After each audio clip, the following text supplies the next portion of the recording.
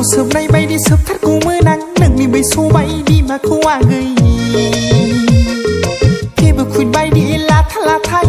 thắp đi thắt cô mưa nâng dừng nơi à gầy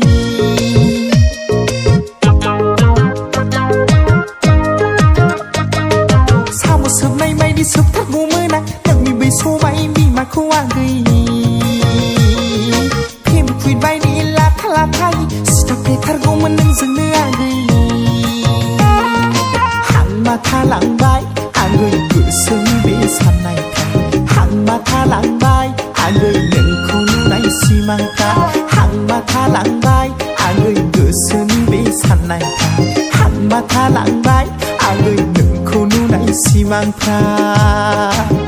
người